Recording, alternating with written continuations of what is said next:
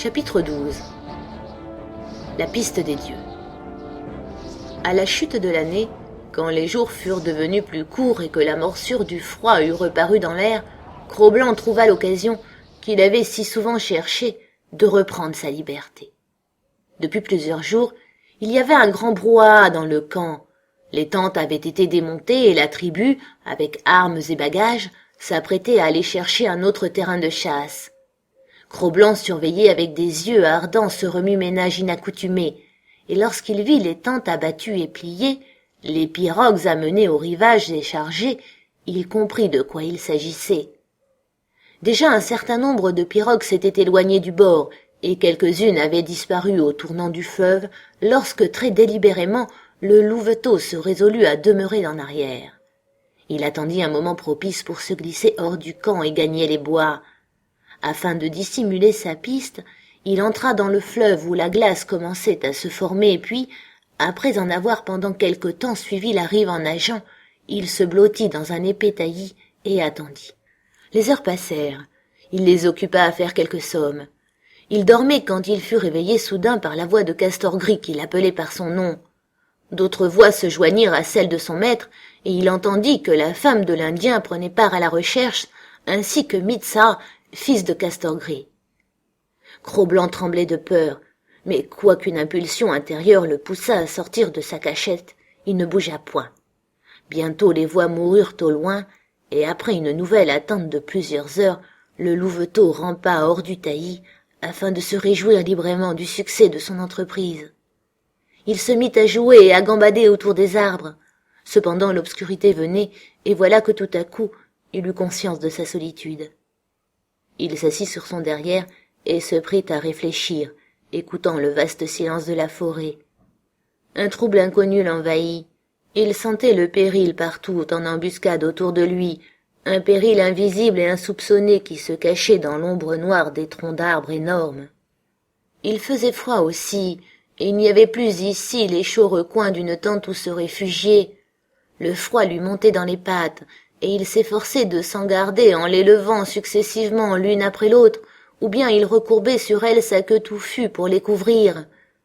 Tout ensemble repassait dans sa mémoire une succession d'images qui s'y étaient imprimées. Il revoyait le camp, ses tentes et la lueur des feux. Il entendait les voix stridentes des femmes, les basses grondantes des hommes et les aboiements des chiens. Il avait faim, et il se souvenait des morceaux de viande et de poisson qu'on lui jetait.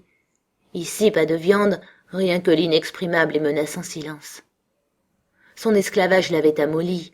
En perdant le sens des responsabilités, il s'était affaibli et ne savait plus comment se gouverner. Au lieu du bruissement de la vie coutumière, silence et nuit l'étreignaient. Il en était tout paralysé. Qu'allait-il advenir? Il frissonna. Quelque chose de colossal et de formidable venait de traverser le champ de sa vision. C'était l'ombre d'un arbre, projeté par la lune dont la face s'était dégagée des nuages qui la voilaient. Il se rassura et gémit doucement. Puis il tut son gémissement, de peur que celui-ci n'éveillât l'attention du péril embusqué autour de lui. Contracté par le froid de la nuit, un autre arbre fit entendre un craquement violent. C'était directement au-dessus de sa tête. Il glapit de frayeur et une panique folle le saisit. De toutes ses forces, il courut vers le camp. Un invincible besoin de la protection et de la société de l'homme s'emparait de lui. La senteur de la fumée des feux emplissait ses narines. Dans ses oreilles bourdonnaient les sons et les cris coutumiers.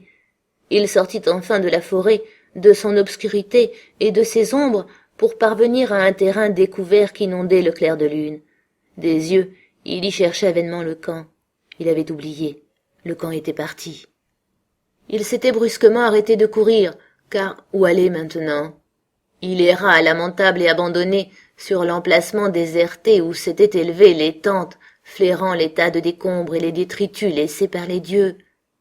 Combien il se fut réjoui d'une volée de pierres lancée sur lui par une femme irritée, combien heureux eût-il été de la lourde main de Castor Gris s'abattant sur lui pour le frapper. Même Lip-Lip eût été le bienvenu, et avec lui les grondements de la troupe entière des chiens. Il arriva ainsi à la place de la tente de Castor Gris, et au beau milieu du sol, il s'assit puis pointa son nez vers la lune. Parmi les spasmes qui lui contractaient le gosier, il ouvrit sa gueule béante, et une clameur en jaillit qui venait de son cœur brisé, qui disait sa solitude et son effroi, son chagrin d'avoir perdu Kitch, toutes ses peines et toutes ses misères passées, et aussi son appréhension des dangers de demain. Ce fut pour la première fois le long et lugubre hurlement du loup, lancé par lui à pleine gorge. L'aube du jour dissipa une partie de ses craintes, mais accrut le sentiment de sa solitude par le spectacle de la terre nue qui s'étendait autour de lui. Sa résolution fut bientôt prise.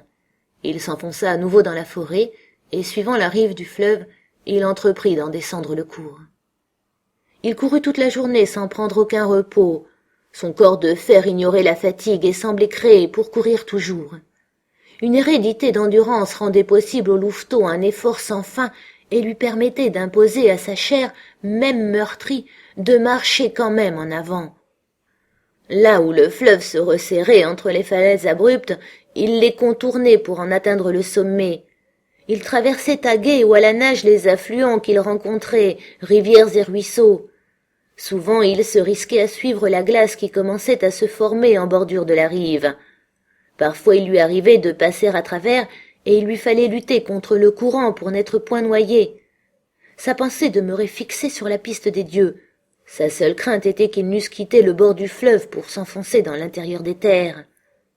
Cro-Blanc était d'une intelligence au-dessus de la moyenne de celle de son espèce. Cependant, sa conception mentale n'était pas assez formée pour se porter sur l'autre rive du Mackenzie. Que serait-il advenu si la piste des dieux s'était poursuivie de ce côté? Pas un moment cette idée ne pénétra le cerveau du louveteau. Plus tard, quand il eut voyagé davantage à travers le monde, quand il eut acquis plus d'âge et d'expérience et connu plus de pistes et de fleuves, il n'eût pas manqué de songer à cette éventualité et de s'en inquiéter. À cette heure, il allait en aveugle, ne faisait entrer en ligne de compte dans ses calculs que la rive seule du Mackenzie sur laquelle il se trouvait. Toute la nuit encore il courut, butant dans l'obscurité contre des obstacles qui le retardaient sans l'arrêter. Vers le milieu du second jour, son corps, si dur qu'il fût, commença à fléchir. Sa volonté le soutenait seul. Il courait depuis 30 heures et n'avait pas mangé depuis 40, ce qui diminuait ses forces. Ses plongées répétées dans l'eau glacée avaient terni comme un vieux feutre sa magnifique fourrure. Les larges coussinets de ses pieds étaient meurtris et saignés. Il s'était mis à boiter, et sa boiterie augmentait d'heure en heure.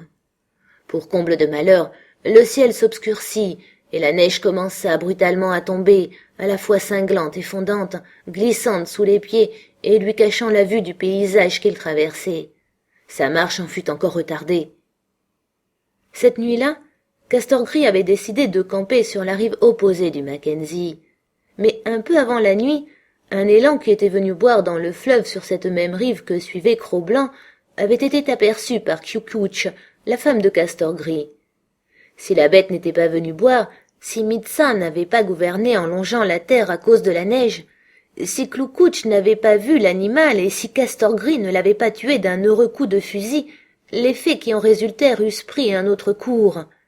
Le louveteau, ne trouvant pas l'Indien, aurait passé outre et s'en serait allé plus loin, soit pour mourir, soit pour retrouver sa voie vers ses frères sauvages et redevenir un des leurs, c'est-à-dire un loup, jusqu'au terme de ses jours. La nuit était tout à fait tombée. La neige descendait plus épaisse et Cro-Blanc geignait à mi-voix, en trébuchant et boitant de plus en plus, lorsqu'il rencontra sur le sol blanc une piste fraîche. Elle était si fraîche que nul doute n'était possible sur son origine. Retrouvant toute son ardeur, il la suivit du bord du fleuve jusque parmi les arbres. Les bruits du campement ne tardèrent pas à frapper ses oreilles, et bientôt il vit la lueur du feu, Cloukouch en train de faire la cuisine, et Castor Gris accroupi, qui mordait dans un gros morceau de suie crue. Il y avait de la viande fraîche dans le camp. Le louveteau s'attendait à être battu. Il se tapit par terre à cette pensée, et ses poils se hérissèrent légèrement, mais il avança quand même. Il craignait et détestait le châtiment qu'il savait lui être réservé, mais il savait aussi que le confort du feu l'attendait, et la protection des dieux, et la société des chiens, société d'ennemis sans doute, société cependant, qui était à ce quoi surtout il aspirait. Il s'avança donc, contracté sur lui-même, faisant des courbettes et se traînant sur son ventre jusqu'à la lumière du foyer. Castor Gris l'aperçut et s'arrêta de mâcher son suie. Cro-Blanc rampa droit vers lui, la tête basse, dans toute l'abjection de sa honte et de sa soumission. Chaque pouce de terrain que gagnait son ventre se faisait plus lent et plus pénible. Finalement, il se coucha aux pieds du maître en la possession duquel il s'abandonnait corps et âme. De sa propre volonté, il était venu s'asseoir, livrer sa liberté. Le louveteau tremblait en attendant le châtiment qui allait immanquablement tomber sur lui. Il y eut, au-dessus de sa tête, un mouvement de la main de Castor Gris. Il se courba d'un geste instinctif. Le coup ne s'abattit pas. Alors il se risqua à lever son regard. Castor Gris séparait en deux le morceau de suie. Castor Gris lui offrait un des deux morceaux. Très doucement, et non sans quelque défiance, il flaira d'abord le suie puis le mangea. Castor Gris ordonna de lui apporter de la viande, et tandis qu'il mangeait, le garda contre les autres chiens. Ainsi repu, Cro-Blanc s'étendit aux pieds de Castor Gris, regardant avec amour le feu qui le réchauffait, clignant des yeux et tout somnolent, certain désormais que le lendemain ne le trouverait pas errant à l'abandon à travers la noire forêt, mais dans la compagnie des animaux des hommes et côte à côte avec les dieux auxquels il s'était donné.